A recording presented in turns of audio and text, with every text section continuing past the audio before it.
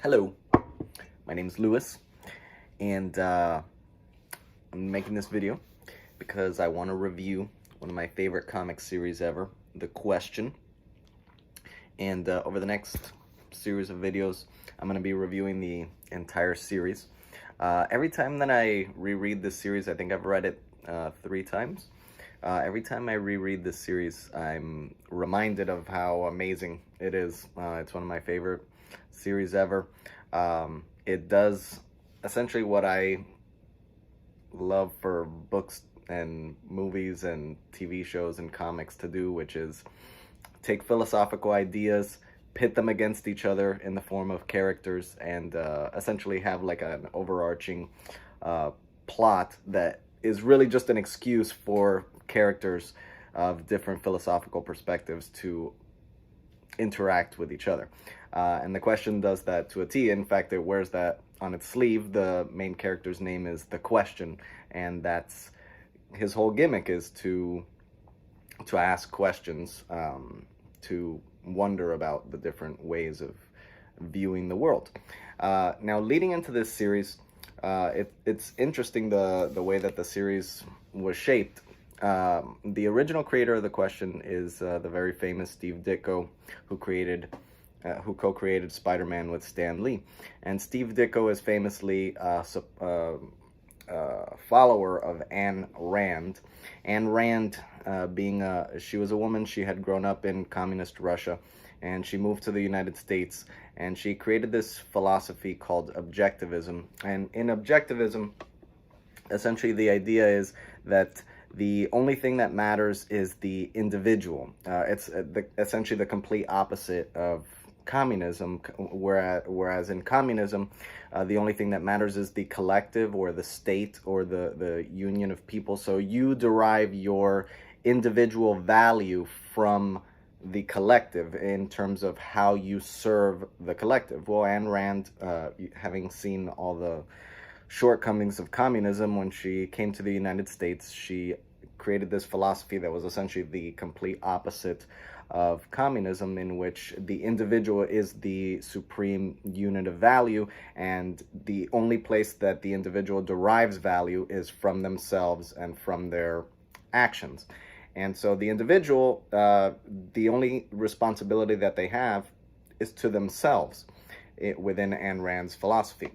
So Steve Ditko, he fell in love with this philosophy. He became an objectivist, and Steve Ditko politically was libertarian back in the 1960s. He actually believed that the future of the conservative party in America was libertarianism, and that's what he intended to accomplish through a lot of his works. And so he created a number of characters based on that philosophy, one of them being The Question. The Question is not as hardline libertarian and objectivist as this other creation that he had called Mr. A, but he's still kind of a softer version of that. And so originally The Question, he was a news reporter, and he was a news reporter that, you know, he had very strict beliefs in terms of what was right and what was wrong, and so he dons this disguise as The Question, where he puts a mask over his face that's a flesh-colored mask, and he uses that identity to essentially go places where he, as an investigative journalist, can't go. And so The Question actually goes and discovers corruption, so that then The Question and his alter ego, Vic Sage, can report it on the news. And that's essentially what the original Question series was about. Well, fast forward to the 1980s, where a gentleman named Denny O'Neil, who I love to death, he's one of my favorite comic writers. I love him even more as a comic editor. I think that his editing of the Batman books were never better than during his tenure as an editor. Denny O'Neil was this very strange concoction. He had been raised Catholic. I think, if I'm not mistaken, that he somewhat remained a Catholic throughout his life, but he was also heavily influenced by Eastern Buddhism, Zen Buddhism, And he was politically a liberal, an American liberal from the 1970s, a socially conscious liberal. And you can see a lot of his views in the series that he created, Green Lantern and Green Arrow, where Green Lantern is essentially the representative of the Republican perspective from the 1970s, and Green Arrow is the perspective of the leftist perspective in the 1970s, and he essentially pits them against each other, typically with Green Arrow winning out because that was Denny O'Neil's perspective. So Denny O'Neil, he left DC for a little while. He went to write for Marvel. In my opinion, personally, I didn't really like much of his Marvel stuff.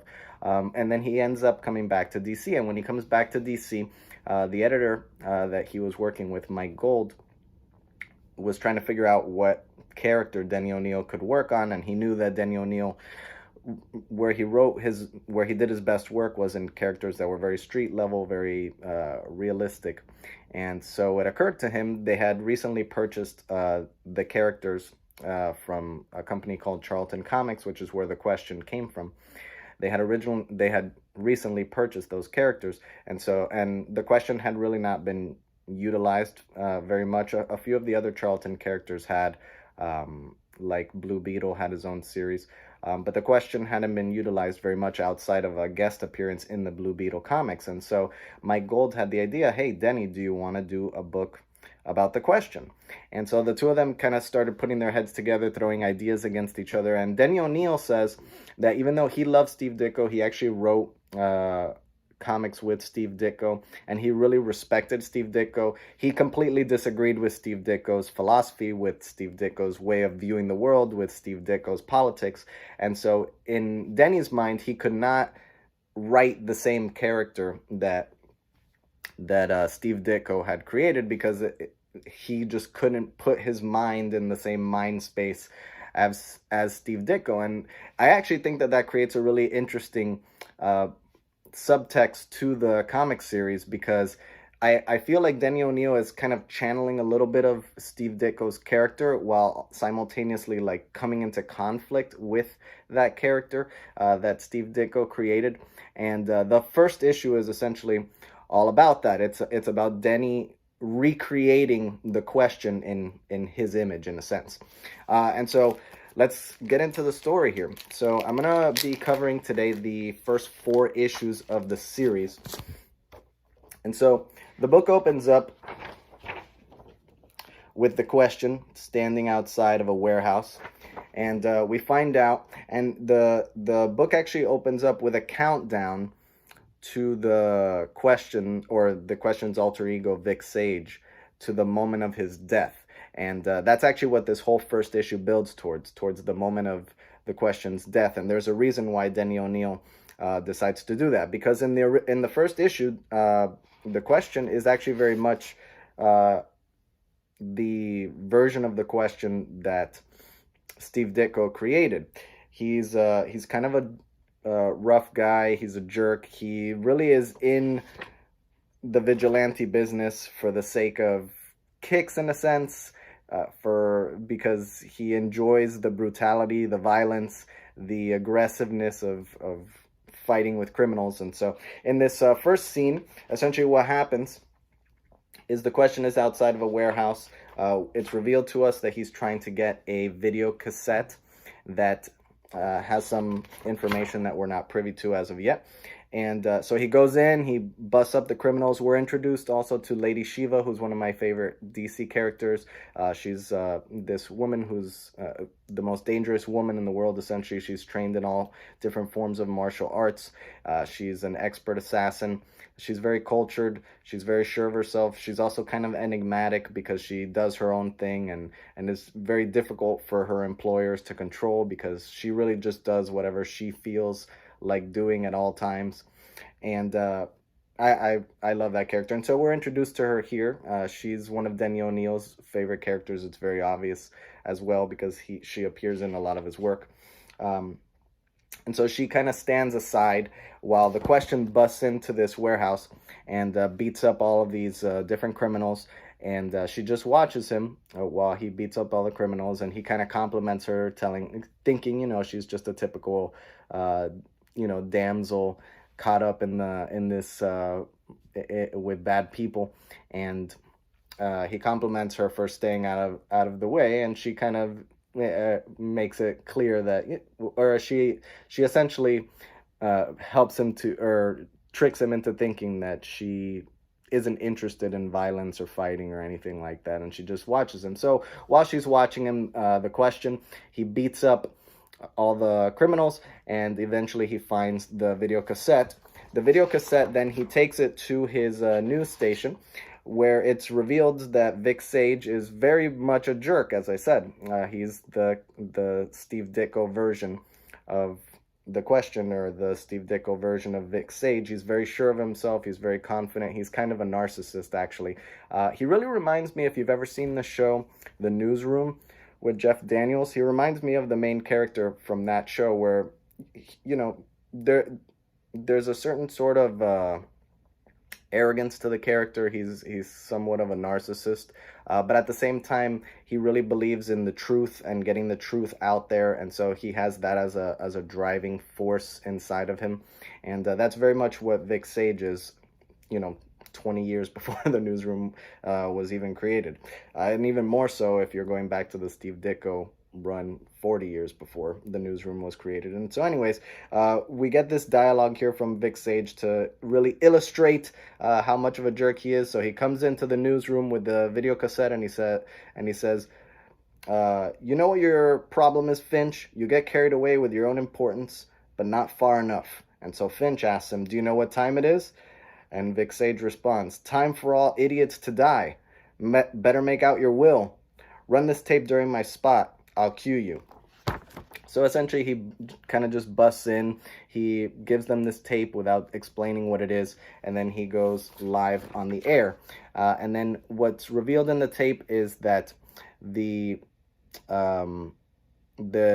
leader of the Board of Education is snorting cocaine, and that the mayor's office is was actually aware of this and uses this as blackmail to get the Board of Education to do what it wants. So we're exposed to the idea that Hub City is run by this mayor that is corrupt and is essentially manipulating people that are beneath him to do whatever it is that he wants. Now we transition from this news report scene over into a scene with the mayor, and we find out that it's actually not the mayor himself that's corrupt. The mayor himself is actually a drunk, and he doesn't do anything. He actually is not really capable of running anything. He's actually just a puppet for this man named Jeremiah Hatch, who was a chaplain in the Vietnam War, and who we're going to find out later has this experience that makes him into a corrupt figure. So Jeremiah Hatch, essentially, like I said, we're shown that he's manipulating the situation, and so he gets mad at Vic Sage, and he starts plotting to have Vic Sage killed because of the fact that he ran this on the news. In the meantime, he finds out who it is that tipped Vic Sage off about the tape, and he sends a bunch of assassins out to get him. And there's this scene that ends up being rather important at the end of the issue, because the criminals, the assassins that go to kill this man, they end up using this air gun. It's a very low caliber gun, and they use it because it's quiet, it's a gentle gun, and so, they can kill people in an alleyway and nobody will hear about it. Well, later on, this is going to come into play. As I said, there's a countdown to Vic Sage's death that's going on, and this weapon is going to be utilized in killing Vic Sage. So in the next scene, Vic Sage is in the bedroom of Myra, who's another character that I love in this series. She goes through a lot of horrible moments as the series progresses, and she's one of my favorite characters in the series. And so he's in her bedroom, and it's very obvious that they've just slept with each other. And Vic Sage is talking to her about how about the video that he obtained, and how he's going to go out and essentially find more news. And she notices in the middle of that his knuckles are all bruised up as a result of getting that tape. And she ends up asking him about it, and we're again treated to more of Vic Sage's narcissism when she says, "Vic, your hand. I didn't notice last night." And he says, "That's because you were too busy to notice anything." Implying, of course, that, he was keeping her too busy in the throes of ecstasy to notice his injured hands. So, again, it's kind of being driven home that this character is very narcissistic. He's very full of himself. He's very into himself. From there, we are introduced to Aristotle Roeder, who's Vic Sage's friend, and also who is the creator of the question mask. And it's explained to us how the question actually puts on this mask that stays on his face. So he has this rubber face mask that, when combined with this aftershave spray that he puts on his face, there's an aftershave spray that he puts on his face. He puts the mask on over the aftershave spray, and then he releases a gas from his belt. The gas actually bonds the mask to his face and also changes his hair color and the color of his clothing. So that's what disguises him as the question. We're also exposed to the information that Aristotle Roeder thinks of himself as a philosopher, which is it's funny that his name is Aristotle. It's a little bit on the nose, but he considers himself a philosopher, and he's always talking these and quotes from older Greek philosophers. And from there, the question, he moves on to continue his investigation of the mayor, and we're introduced to this homeless character who is friends with the question, or is friends with Vic Sage. He used to be a reporter, but his family was killed, and so he ends up becoming an alcoholic after that to cope with the situation. And as a result, he ends up homeless, and so Vic Sage utilizes him as an informant. And this informant later on is unfortunately going to lead Vic Sage into the moment where he's killed, because the Reverend Jeremiah Hatch finds out about Vic Sage having this informant, and so he sets up this situation where he tells the informant that there's going to be this, this illegal activity happening on the docks, and to pass that information along to Vic Sage, which the informant does. And then Vic Sage is led into the trap, which is going to be the culmination of the first issue and is going to be the death of Vic Sage. And so, as before, like I said, we were introduced to Lady Shiva. She stood aside the first time that the question got into his fight with the criminals. Well, this time she engages him head on, and she basically just beats the heck out of poor Vic Sage. I should take a second just to compliment Denny Cowan, the artist on this book. I love this art. I'm not really proficient in terms of artwork, so I can't really say more things than I love it or I don't like it, but in this case, I love it. I really love essentially the brutality of all the action sequences, where it's really, and I'm going to show some moments later on where it's just, like a fist connecting with a face or something like that. You can really feel the intensity of the action sequences, and so I love that. So Lady Shiva essentially trashes the question, and that leads into the final moment, where all the men that the question had beat up at the beginning of the issue get their turns to beat him up now that he's incapacitated, and they essentially beat him to within an inch of his life. They hit him over the head with a pipe several times. And then finally, the assassin with the air gun comes, and he puts the air gun to the question's forehead, and he blows him away. And we're even shown kind of the back of his head here, all bloody. So it's very obvious that the question is dead. And then he's thrown into the river, and we're left to assume that in the first issue, the main character has been killed, which I think is a really interesting and brilliant way to finish that first issue. But even more interesting is the thematic reason that Denny O'Neil decided to do that, which we're going to get into here in the second issue. So, the second issue opens with the question having a near-death experience. So he's for all intents and purposes dead, and he's being drawn towards the light, as so many people who've had near-death experiences relate. Say that they've had this very similar experience where they're being called into a far-off light. And the question is thinking about how he's finally going to have peace, how he was a man of violence all of his life, and now he's finally going to have peace in the afterlife. But he starts seeing these visions of Lady Shiva atop him and like healing him and helping him, and all of a sudden he's brought out of his near-death experience into, as he says, pain, which is the pain of reality. And from there, we're given a flashback back to when Lady Shiva beat him up, and we're given the words that Jeremiah Hatch says right before the question is cast into the river, which is that Jeremiah Hatch says, "I'm a fair man. I'm going to let this guy get beat up to within an inch of his life, get his head blown off, and if he can come back to life singing Danny Boy, then I will give him whatever he wants, because I'm a fair man." Basically he's a religious man, and so of course if a miracle happens, then he will take it to be a sign from God, and give the question whatever he wants. And so the question is seeing all of this as if it's from outside of himself. He's reliving all the experiences from the first issue as if he's standing outside of himself, which is another common occurrence in near-death experiences, where people say that they see themselves from outside of themselves. How that happens, I'm not sure.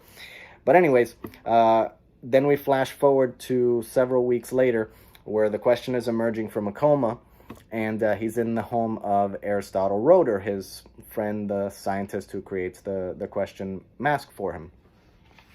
And he doesn't remember who he is.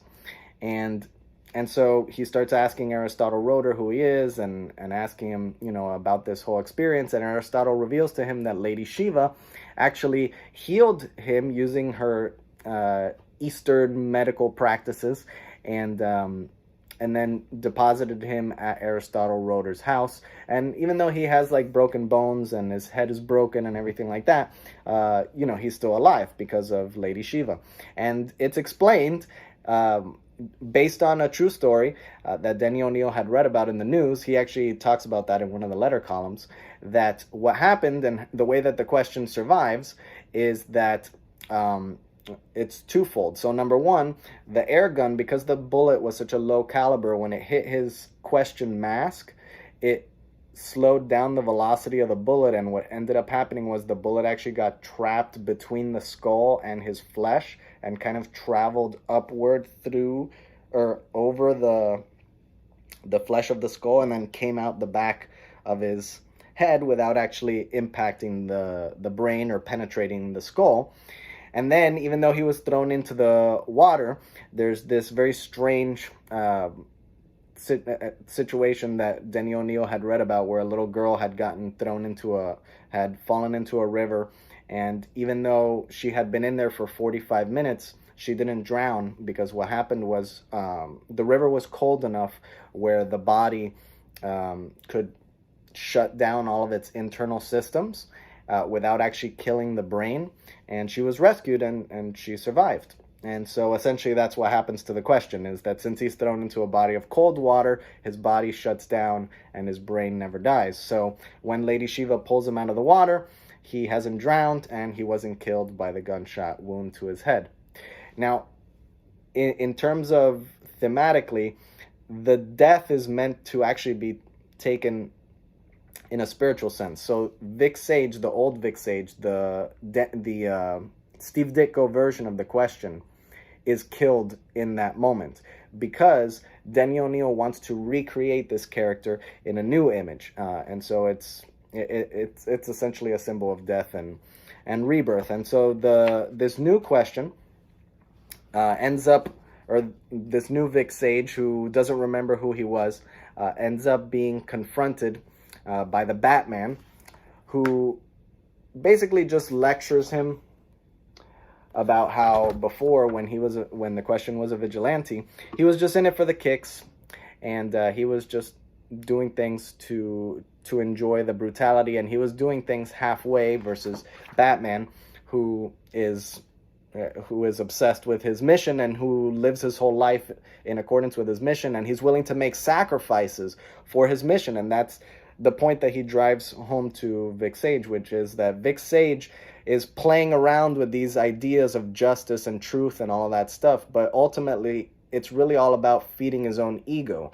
And so the mission is not above him, but for the Batman, the mission is above himself. And what that means is that he's willing to make whatever personal sacrifices are necessary in order to achieve the mission, versus the Question, who ultimately was not willing to do that. He was really just doing things as a half measure, and that ultimately the Question was really in it for himself, and wherever the mission interrupted his own personal narcissism, he wasn't going to be willing to fulfill that part of the mission. And so Batman castigates him for that, but also in a sense inspires him to become a better vigilante, a better crime fighter. After Batman disappears, though, they do this whole thing where it's not clear whether or not it was a delusion, where the Question is having a vision and Batman is kind of a representative of an angel in a sense in the vision, or whether or not Batman actually appeared to him. But from there, we find out that Lady Shiva left, when he left Vic Sage at Aristotle Roeder's house, he left a map behind as well for Vic Sage to follow. And so that map takes him into the middle of the forest, where he meets this gentleman named Richard Dragon. And Richard Dragon is, he's very much Yoda, is really the best. He's kind of a mixture of Yoda and Mr. Miyagi from the Karate Kid. And so he's in a wheelchair, even though he's a martial artist. And so the whole point, right, being the same point as Yoda, where Yoda is this like little tiny dude. And so when Luke comes to see him, he's not expecting for this man to be a Jedi Master. And so it's the same kind of gimmick here, where where Richard Dragon is in a wheelchair, and so it's not expected that he's a martial arts expert, but he very quickly makes it obvious that he is. And so Vic Sage goes through a series of kind of traditional, martial arts learning experiences, where he's taught to humble himself and all of that.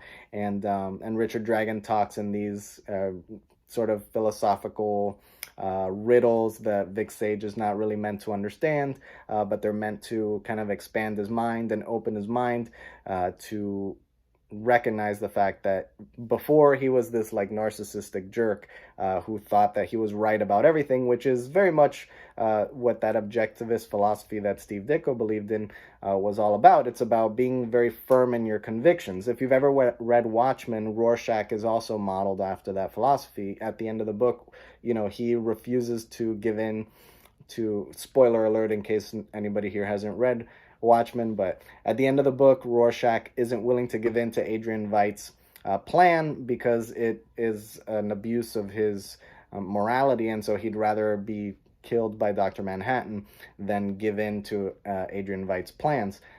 So the Question, who Rorschach is actually based off of, also held to that philosophy, that essentially there are very rigid standards in terms of what is right and what is wrong. And whatever the issue, of course, with having that sort of perspective is that you can be very convinced that you are right about everything, and that what you think is right is what's right. And so Richard Dragon essentially breaks that for the Question, or Vic Sage, and essentially humbles him and makes him into a person who's much more willing to ask questions. First of all, actually of himself. He asks himself all the time whether or not what he's doing is the right thing to do. And we're going to get to that at the end of the issue, because the Question actually puts himself in a situation where he's not actually sure what the right thing to do is.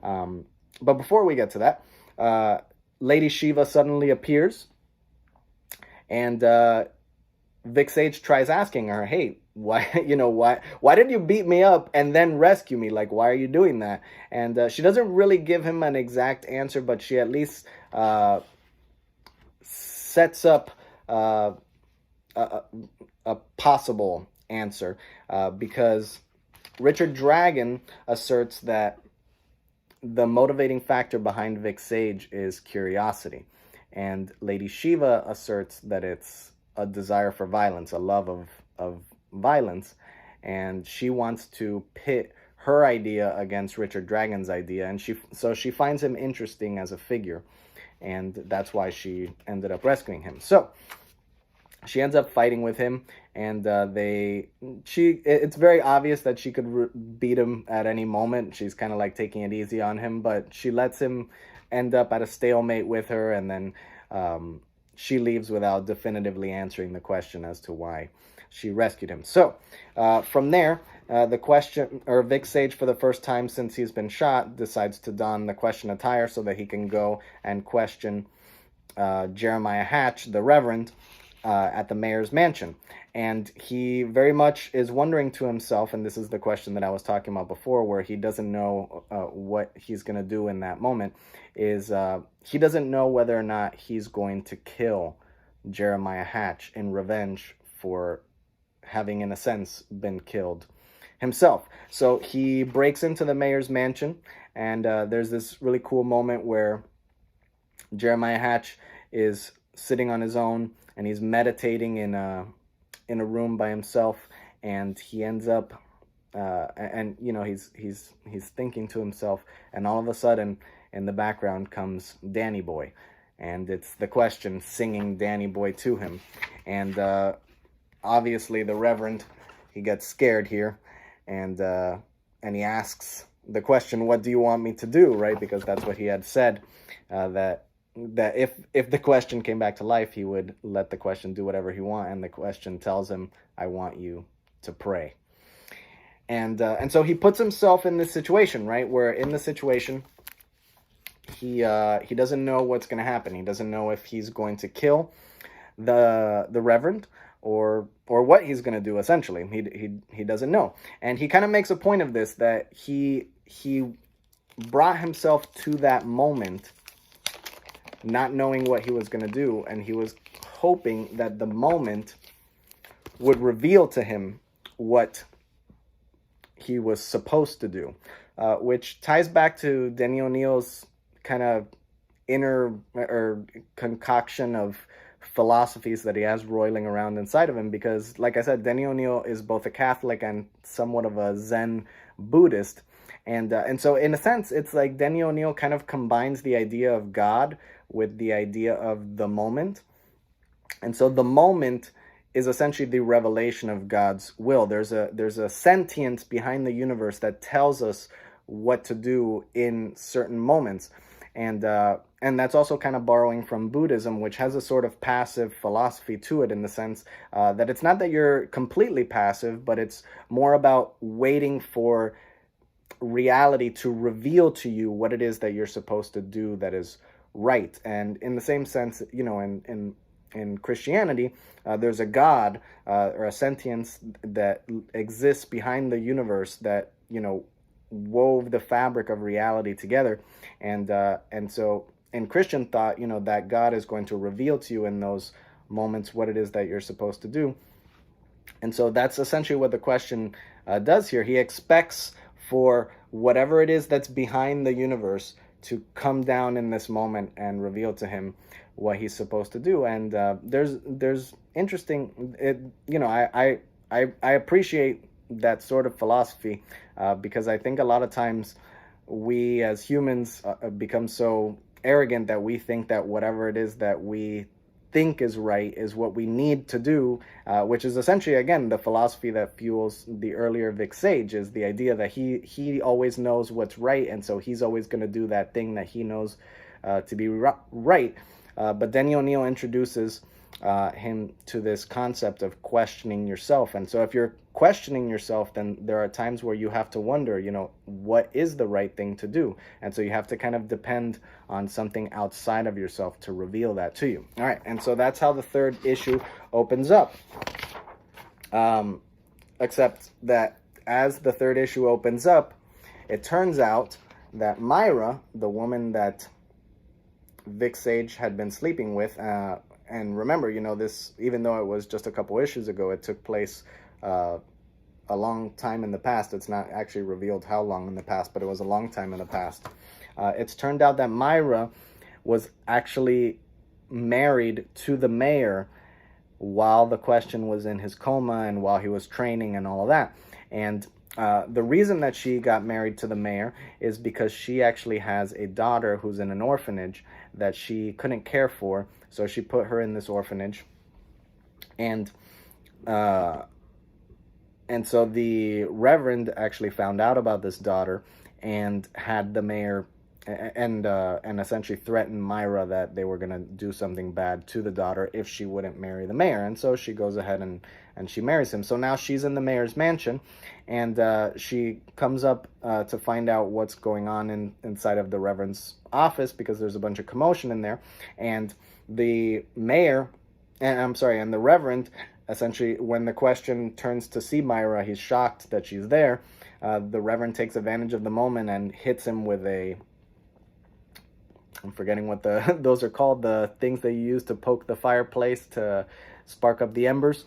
So he hits the Question from behind with one of those. It burns the Question, and so the Question, he turns around and he kicks the Reverend out of the window, who ends up falling down to the car park below.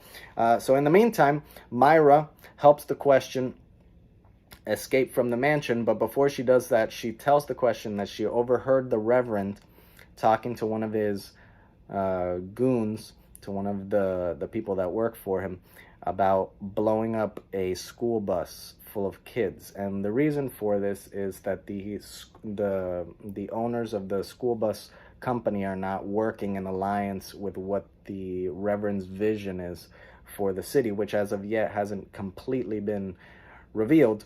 And so he's having this family of essentially like terrorists for hire blow up the school bus. And so Myra lets the Question know that she overheard the Reverend talking about that. So that's essentially the plot of this third issue, is the Question trying to stop this terrorist activity from taking place. So we're introduced to the family terrorists. They're a very dysfunctional family, as I'm sure if you're a terrorist family, it's kind of in the job description to be a dysfunctional family. And so there's 2 sons and a father, and what appears to be a girlfriend of everyone. I'm not exactly sure what her role is in the family, but the father is this like older chubby guy. Back in his day, he was like a master bomb expert or whatever, and he has 2 sons who he's trying to pass the family business to. One son who is the competent one, who does everything that his father wants him to do correctly, and then the incompetent one.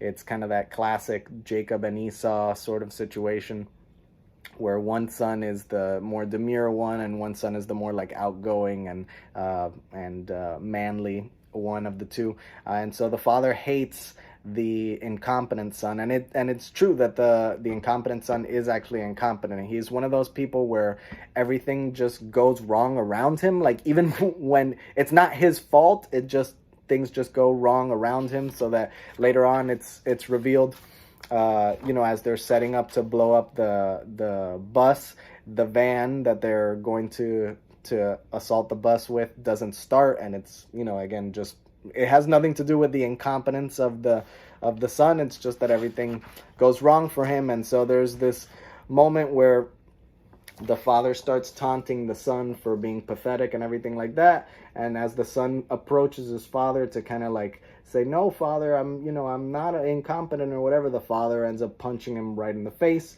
which is one of those moments that I was talking about before, that Dennis Cowan, I think he just draws those moments perfectly. Like I love how the glasses are like breaking apart, and like his face is all scrunched up, and the fist is actually connecting with the face.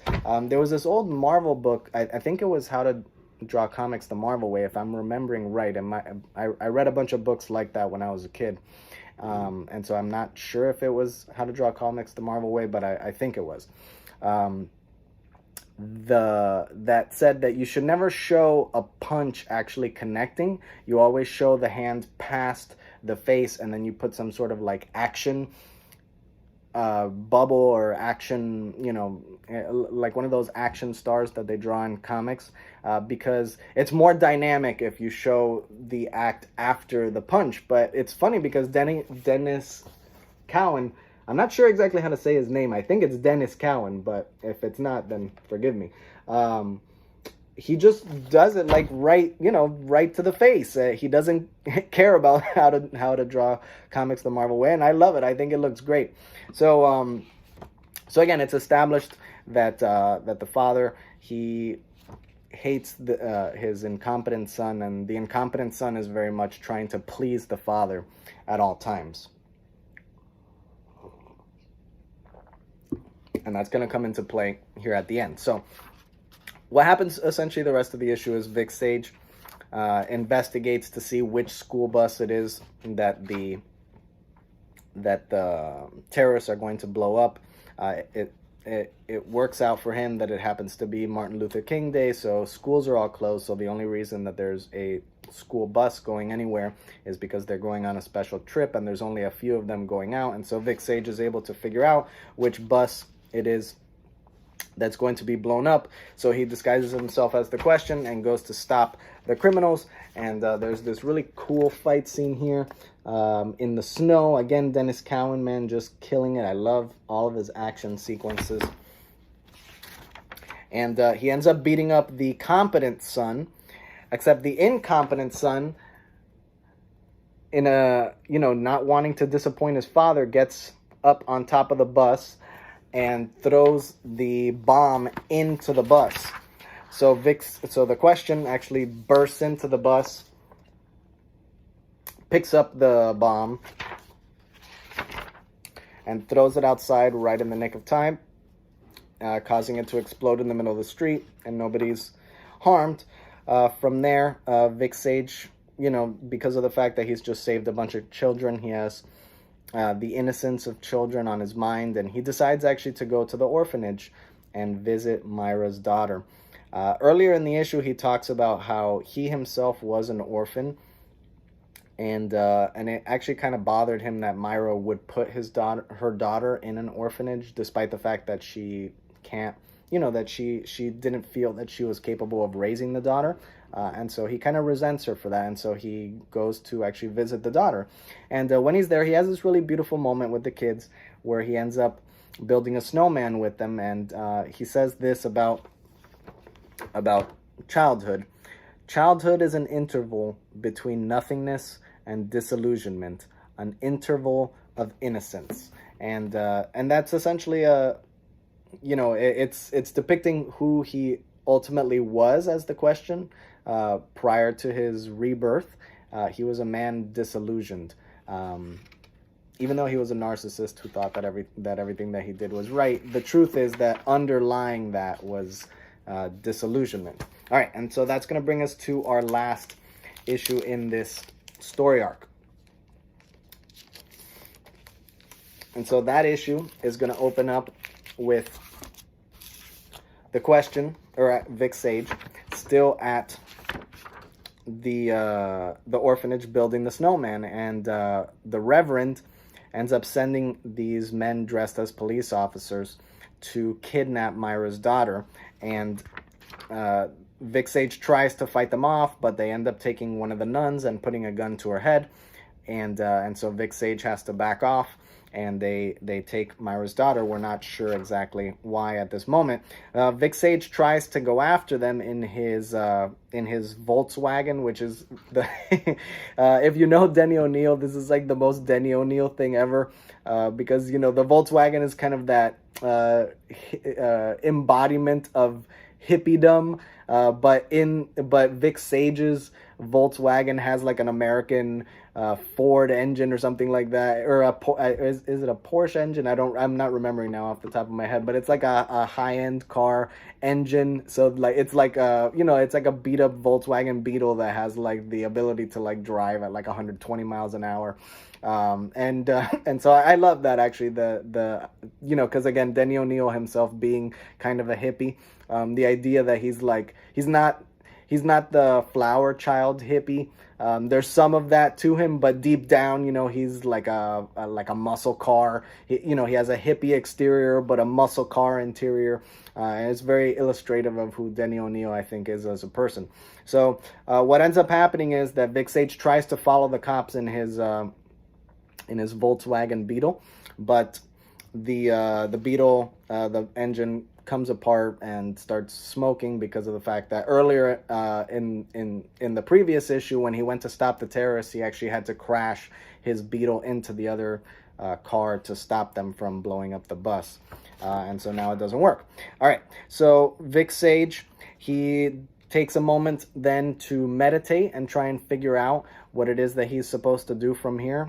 And in the process of that happening, we go over to the mayor's mansion, where it's revealed by the Reverend what it is that he's ultimately after, what his ultimate goal is. And so it turns out that while the Reverend was in Vietnam, he was exposed to the evils of humanity. He had been very naive going into the war.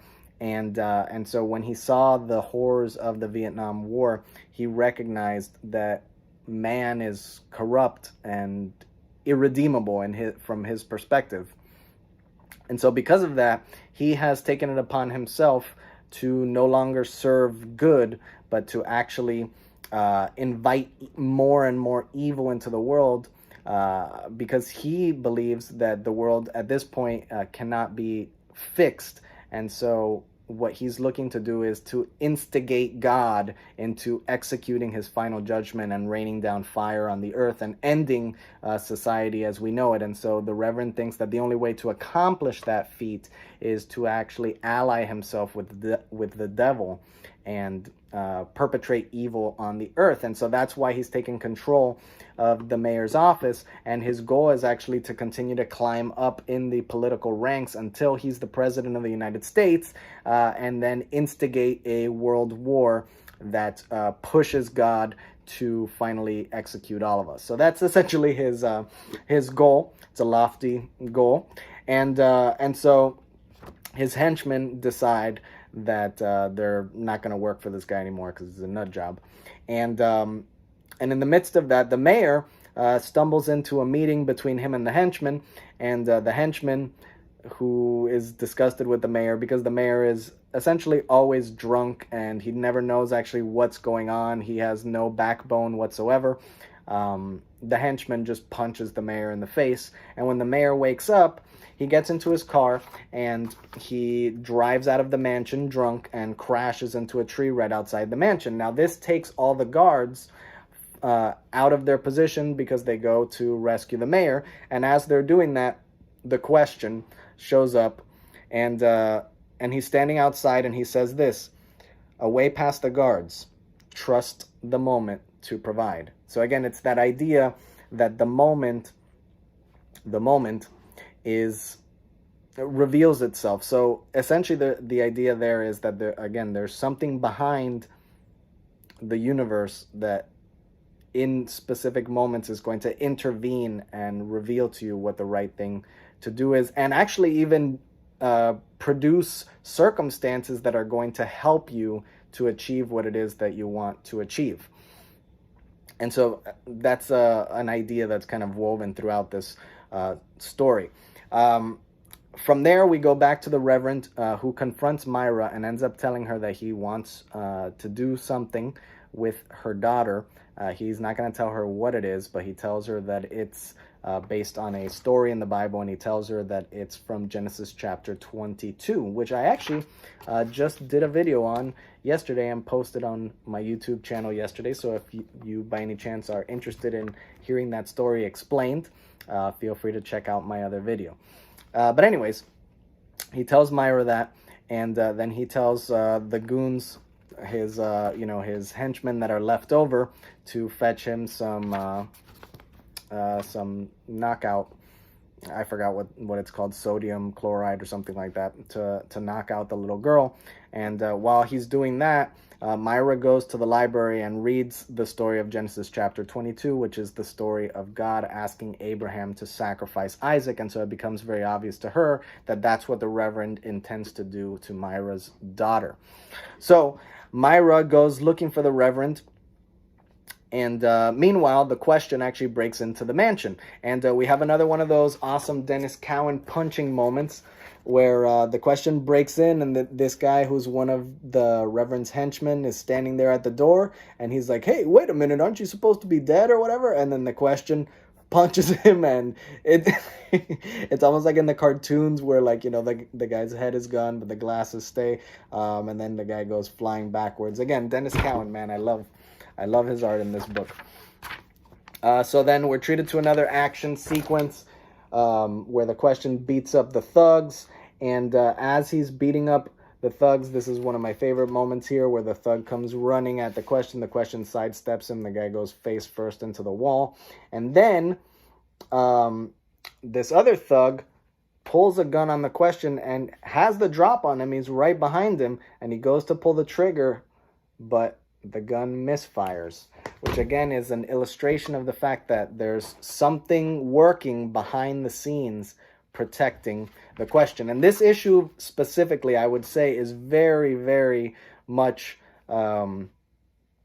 rooted in kind of biblical thought. And I'm going to kind of talk about at the end how I actually think that this issue is very reminiscent of a biblical story, not any specific biblical story, just Old Testament biblical stories. But anyways, we'll get to that later. So from there, we find out that the Reverend has captured Myra. He's tied her up, and he has the little girl knocked out, and he's going to sacrifice the little girl. Myra starts trying to talk him out of it. She tells him, in the biblical story, God stopped Abraham from killing his son. Don't be a nut job and kill my daughter, because in that story, God never intended for the boy to be killed. And so the Reverend tells her, if an angel shows up and stops me, then I'll take that as the hand of God stopping me from committing the sacrifice. But in the meantime, I'm committing the sacrifice because the devil told me to do it. He told me that he requires some sort of sacrifice to instigate this war that I am waging against humanity. And so he's committed to this cause. He's going to kill the little girl. But just as he's about to kill the little girl, just like in Genesis chapter 22, an angel shows up. Only this time it's in the form of the question. And so the question, with the artwork, it's very clear that that's essentially the imagery that they're going for, right? The question showing up as an angel. It's in the midst of the smoke. If you've ever read any stories about angels in the Bible, you'll know that they're always coming with the smoke of incense around them and all that kind of stuff. And so the question shows up, and the Reverend actually does take this as a sign from either God or the devil interrupting his sacrifice. And so he asks of the question, who did you come from? Did you come from God or did you come from the devil? And the question kind of refuses to answer and just tosses Jeremiah Hatch aside and makes sure that the little girl is safe. After he does, he picks up Jeremiah Hatch and he says, I want to kill you. That's what I want to do. But, and remember earlier, he had brought himself to that moment with Jeremiah Hatch where he said, the moment will reveal to me whether or not I should kill him or not. And in this time, the moment does reveal to him what he wants to do. He says, I want to kill you. But if I did, I'd become something I'd despise. Something like you. Something base and cowardly and vicious, something corrupt, and so I'll let you live. And so the question wants to protect his integrity, wants to protect who he his nobility. But Myra doesn't suffer from the same sorts of compulsion, and so she comes up behind the Reverend and stabs him right in the back. Which again is one of the reasons that I love the Myra character. Like I said, she is taken through a roller coaster in this series, and because of the fact that the Reverend was about to kill her daughter, she's not going to put up with that, and so she stabs the man in the back. The Reverend falls out of a window and dies, and Myra actually says in the Isaac story, at the end of the Isaac story, God himself provided a sacrifice. And so she's kind of indicating that in the end, God provided a sacrifice in the form of the Reverend, and she was the executioner of that sacrifice. And then at the end, Myra comes running up to the question. After the question takes the child outside. The fire department and the police come to investigate what's been going on at the mansion, and the question carries Myra's daughter outside and hands her over to the police. And as he's walking away, and this is the close of the issue, Myra comes running after him and asks him, don't you have anything to say to me? Like, are you gonna tell me whether or not I did what was right or wrong? Like, do you think anything of the fact that I killed the Reverend? And ultimately the question tells her, better you than me. And so he kind of like, which is going to bring up another philosophical question here, which is, what is more righteous? Is it more righteous to stand aside while justice is executed outside of you, without you directly influencing justice, or is justice done by the person executing the justice? Is the question ultimately vindicated of what happened because he stayed aside, because he didn't kill the Reverend, versus Myra, is she now a bad person because she did kill the Reverend? And these are all like questions of morality, and that essentially drive the whole story behind the question. And so in closing, I just wanted to talk about, like I said, how that final issue I think is very much like a biblical story. If anybody here if any of you have ever read an Old Testament Bible story, you'll note something that's kind of uncomfortable actually sometimes for modern readers, which is that the biblical narratives a lot of times are ambiguous as to their conclusions.